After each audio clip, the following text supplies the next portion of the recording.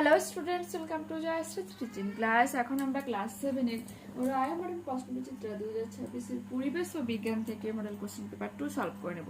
কি রয়েছে দেখো। সমতল দর্পণে লম্বভাবে কোনো আলোকরশ্মি আপতিত হলে প্রতিফলন কোণের মান কত হবে? 0 ডিগ্রি। একটা ঈষৎ স্বচ্ছ মাধ্যমের উদাহরণ হয়ে যাবে ঘষা কাচ। চুম্বকের উত্তর ও দক্ষিণ মেরু যোগ করে যে রেখাংশটি পাওয়া যায় তাকে বলে চৌম্বক অক্ষ। Next page. চুম্বকত্বের নিশ্চিত প্রমাণ হলো বিকর্ষণ। ওকে, ইলেকট্রিক বাল্বে রূপান্তরিত হয় তড়িৎ শক্তি থেকে তাপ ও আলোক শক্তি। কোনটি অচুম্বক পদার্থ নয়? তবে নিকেল মিনস সেটা চুম্বক পদার্থ। পশ্চিমবঙ্গে বাইকল দেখা যায় বকখালিতে।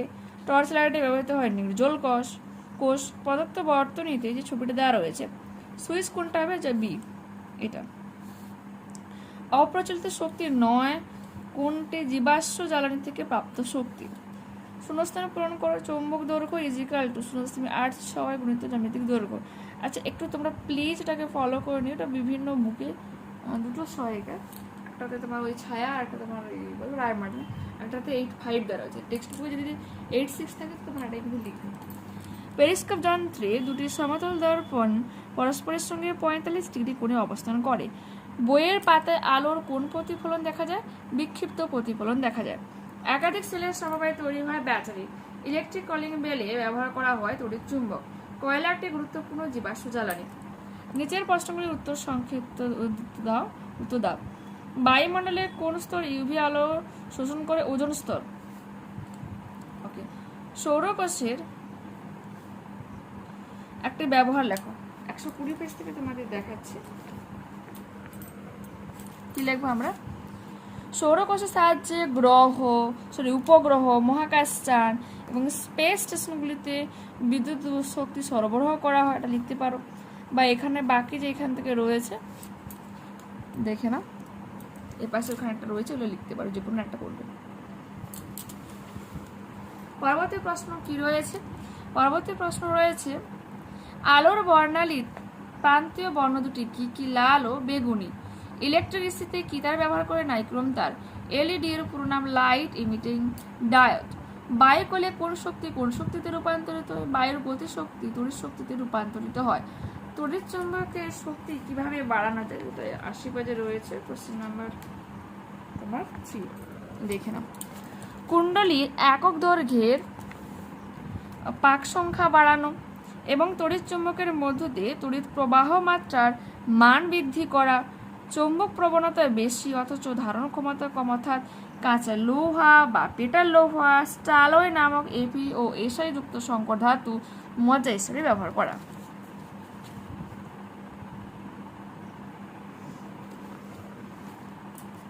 এরপর কি রয়েছে?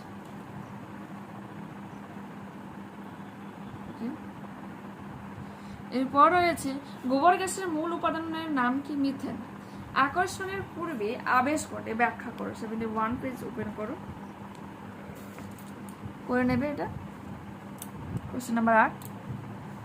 উপকরণ পরীক্ষা পর্যবেক্ষণ সিদ্ধান্ত ব্যাখ্যা রয়েছে, এখানে পর্যন্ত করে নেবে।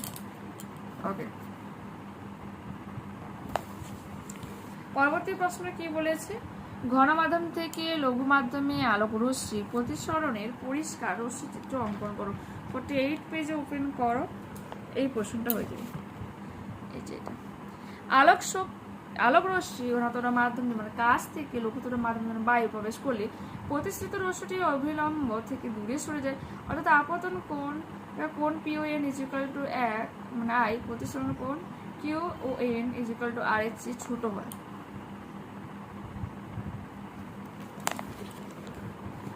পরবর্তী প্রশ্ন কি রয়েছে? ফিউজ তারের কাজ কি? এটি 4 পেজ থেকে দেখাচ্ছি।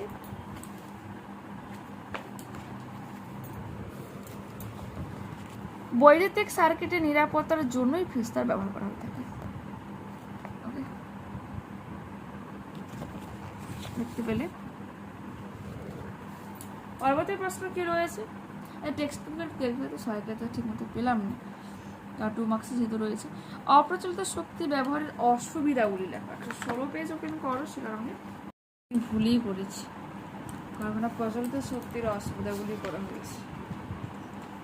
ঠিক আছে, দেখো এখানে আলাদা আলাদা হবে, যেমন অপ্রচলিত শক্তি, যেমন সৌরশক্তি, তার যে অসুবিধাগুলো এখানে দেওয়া রয়েছে দেখতে পাচ্ছ। আবার যদি বলি দেখো এখানে বায়ু শক্তি যেটা রয়েছে তার ব্যবহারের যে অসুবিধাগুলো রয়েছে এরকমভাবে দেওয়া রয়েছে। একসময় তেমনভাবে পেলাম না, সে কারণে তোমরা প্লিজ টেক্সট বুকটা একটু ভালো করে দেখো, ওকে। আর যদি কেউ এই সহায়িকাতে পেয়ে থাকো তো অবশ্যই প্লিজ পেজ নাম্বারটাকে একটু উল্লেখ করে দিও, ওকে। নেক্সট, কোনো তারের মধ্য দিয়ে প্রবাহ মাত্রা বাড়ালে তারে উৎপন্ন তাপ বাড়বে না কমবে? অবশ্যই বাড়বে। যদি প্রবাহকাল বাড়ানো হয় তাহলে উৎপন্ন তাপের কি পরিবর্তন হবে? উৎপন্ন তাপের পরিমাণও বাড়বে। বৈদ্যুতিক বাল্ব, ব্যাটারি, সুইচ, অ্যামিটার যুক্ত বৈদ্যুতিক বর্তনী পরিষ্কার চিত্র অঙ্কন করো। সবই রয়েছে, কিন্তু অ্যামিটার যুক্ত এরকম কিন্তু একটা বর্তনীর কোনো সহায়িকা কিন্তু মানে তোমার দুটো সহায়িকা ফলো করলাম, ছায়া আর ডায়ামিটার, কোনটাতে কিন্তু নেই। তো অবশ্যই তোমাদের টেক্সট বুক দেখতে হবে, কারণ টেক্সট বুকটা আমার কাছে নেই, সেগুলো আমি খুঁজতে দিতে পারলাম না। ভবিষ্যতের কথা ভেবে অপ্রচলিত শক্তি ব্যবহারের উপর জোর দেওয়া উচিত। কেন? 118 পেজে ফলো, কোশ্চেন নাম্বার 7টা একটু প্লিজ ফলো করবে। এই যে পরিবেশ বান্ধব শক্তির যেটা পোর্শনটা রয়েছে ওটাই তোমরা লিখবে, অপ্রচলিত শক্তি বলে লিখবে। এই সকল শক্তিগুলো দ্বারা পরিবেশ দূষণ হয় না বা পরিবেশের কোনো ক্ষতি হয় না, এই শক্তি সহজলভ্য, বারবার ব্যবহার করা যায়, মানবজাতির পক্ষে অত্যন্ত নিরাপদ। মানে আমার প্রশ্নটা ঘুরিয়ে দিলেও উত্তরটা কিন্তু সেম হয়ে যাবে। পরিবেশের শক্তির চাহিদা মেটাবে, নিঃশেষিত হবার সম্ভাবনাটাও কিন্তু কম রয়েছে। সিনেমার পর্দায় সাদা ও অমসৃণ করা হয় কেন? 46 পেজ ওপেন করো, দেখাই তোমাদের 46 কোশ্চেন নাম্বার 3-2। পর্দা অমসৃণ হলে আলোর বিক্ষিপ্ত প্রতিফলন ঘটে, ফলে প্রতিফলিত রশ্মিগুলি সিনেমা হলে চারিদিকে ছড়িয়ে পড়ে এবং প্রতিটি দর্শকের চোখে পৌঁছায়। তাই দর্শক হলের যে কোনো জায়গা থেকে ছবি সমান উজ্জ্বলভাবে দেখতে পায়। সাদা পর্দা আলোর সমস্ত অংশই প্রতিফলিত করে, কোনো অংশই শোষণ করে না, ফলে ছবির রঙও কোনো পরিবর্তন ঘটে না। তাই পর্দার উপর ছবিটি খুব উজ্জ্বল দেখায়।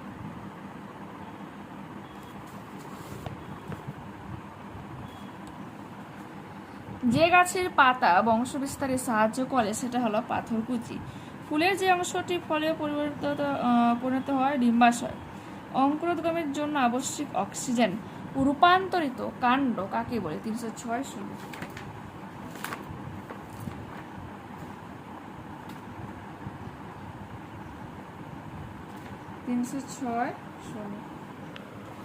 খাদ্য সঞ্চয়, আত্মরক্ষা, জনন, প্রতিকূল পরিবেশে বেঁচে থাকা প্রভৃতি বিভিন্ন কাজ সম্পাদনের জন্য বিশেষভাবে পরিবর্তিত কাণ্ডকে রূপান্তরিত কাণ্ড বলে।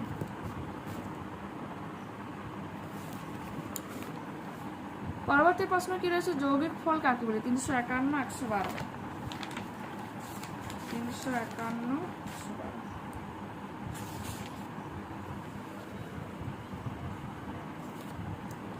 উদ্ভিদের সমগ্র পুষ্পমঞ্জরি একটি ফল গঠন করলে তাকে যৌগিক ফল বলে।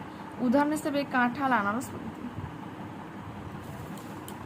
পরবর্তী প্রশ্ন, ফুলের দ্বিতীয় স্তবকের নাম কি? দলমণ্ডল।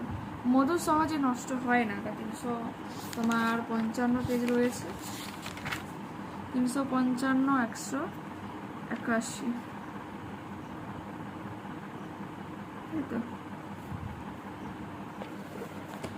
মধুকে কোনো ব্যাকটেরিয়া সহজে নষ্ট করতে পারে না, কারণ ব্যাকটেরিয়া কোষরসের তুলনায় মধু অতিসারক বা হাইপারটনিক। ফলে মধু সংস্পর্শে জীবাণুর দেহ থেকে জল বেরিয়ে আসে ও জীবাণুরা মারা পড়ে। পরবর্তী প্রশ্ন, পরাগ মিলনের সমস্যা, যেটা 284 পেজে রয়েছে, 284, কোশ্চেন নাম্বার 30।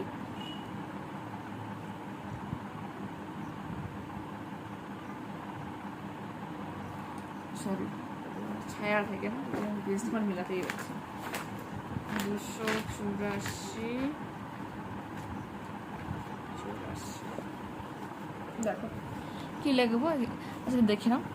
পরাগ যোগের ক্ষেত্রে বহু সমস্যা দেখা যায়। উল্লেখযোগ্য 3টি সমস্যা হলো: অতিমাত্রায় কীটনাশক ব্যবহার ফলে মৌমাছি সহ বহু কীটপতঙ্গ ধ্বংস হচ্ছে, ফলে পতঙ্গের অভাবে পরাগযোগ ব্যাহত হচ্ছে, পরিবেশের উষ্ণতার হ্রাস বৃদ্ধির ফলে ফুল ফোটার সময় পরিবর্তিত হচ্ছে, এর জন্য পরাগযোগ ব্যাহত হচ্ছে, শিমুল জাতীয় গাছপালা ইচ্ছে মতো কেটে ফেলার কারণে বাদুড়ের মতো পরাগযোগের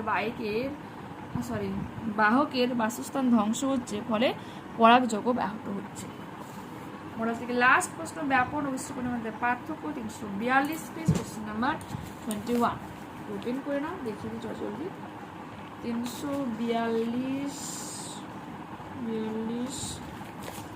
কোশ্চেন নাম্বার কত বলো? 21, তাই তো?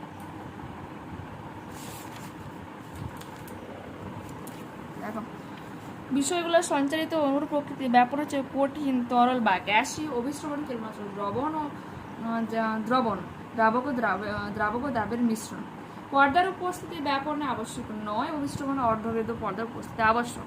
তারপরে হচ্ছে অনুপ্রবাহের অভিমুখ, ব্যাপন হচ্ছে অধিক ঘনত্বের অঞ্চল থেকে কম ঘনত্বের অঞ্চলের দিকে, অভিস্রবণ লঘু দ্রবণ থেকে গাঢ় দ্রবণের দিকে দ্রাবক অণুর সঞ্চালন ঘটে।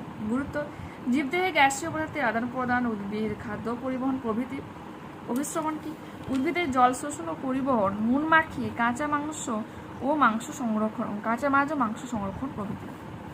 তো দেখতে পেয়ে এখানে কিন্তু পুরোপুরিভাবে আমরা এই মডেলটাকে কমপ্লিট করে নিলাম। নেক্সট ক্লাসে আবার দেখা হচ্ছে। যারা চ্যানেলে নতুন রয়েছে অবশ্যই তোমাদের কাছে রিকোয়েস্ট রাখবো চ্যানেলটাকে সাবস্ক্রাইব করে নেওয়ার জন্য, বন্ধুদের কাছে ভিডিওটাকে শেয়ার করে নেওয়ার জন্য। যদি এই ভিডিওটা তোমাদের ভালো লেগে থাকে তো প্লিজ লাইক বাটনে ক্লিক করে নিও, হাই বাটনে ক্লিক করে নিও এবং কমেন্টে তোমাদের মতামত। ঠিক আছে, বাই।